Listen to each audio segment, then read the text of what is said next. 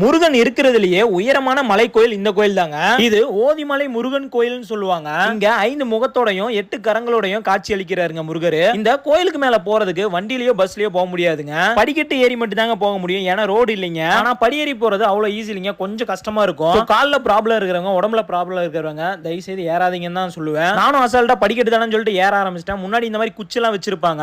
So இந்த குச்சி கூட நீங்க யூஸ் பண்ணி ஏறிக்கலாம். நமக்கு இந்த குச்சி தேவைப்படாதுன்னு சொல்லிட்டு நானும் சடசடன்னு ஏற ஆரம்பிச்சிட்டேங்க. ரெண்டாவது நிழல் மண்டலத்திலேயே எனக்கு நாக்கு தள்ள ஆரம்பிச்சிருச்சு. சோ மறக்காம தண்ணி கேன் கொண்டு போயிருங்க. ரொம்ப ரொம்ப அவசியம். ஏன் சொல்றேன்னா மலைக்கு மேல போனீங்கன்னா மட்டும் தாங்க தண்ணி இருக்கும். இடையில எங்கேயுமே தண்ணி கிடைக்காது. முடிஞ்சா நீங்க காலையிலேயே ஏற ஆரம்பிச்சிருங்க. நாங்க ஒரு 11 மணிக்கு மேல ஏற ஆரம்பிச்சோம். அதனாலதான் ரொம்ப முடியல. வெயில் வேற வந்துருச்சு. படிக்கட்டு ஒவ்வொன்றும் அப்படி செங்குத்தா இருக்குங்க. அதே மாதிரி இந்த கோயிலோட ஓப்பனிங் பாத்தீங்கன்னா திங்கள் செவ்வாய் வெள்ளிக்கிழமை 3 நாள் மட்டும் தாங்க இருக்கும். ஆனா இவ்வளவு தூரம் ஏறி வந்துட்டு முருகனை தரிசிச்சுட்டு அப்படியே வெளியே வந்து கீழே பார்க்கும்போது வேற லெவல்ல இருக்குங்க. இந்த ஓதிமலை முருகன் கோயிலுக்கு நீங்க வந்திருந்தீங்கன்னா உங்களோட அனுபவத்தை கீழே கமெண்ட் பண்ணுங்க. இங்க படிக்கட்டு பாத்தீங்கன்னா 1800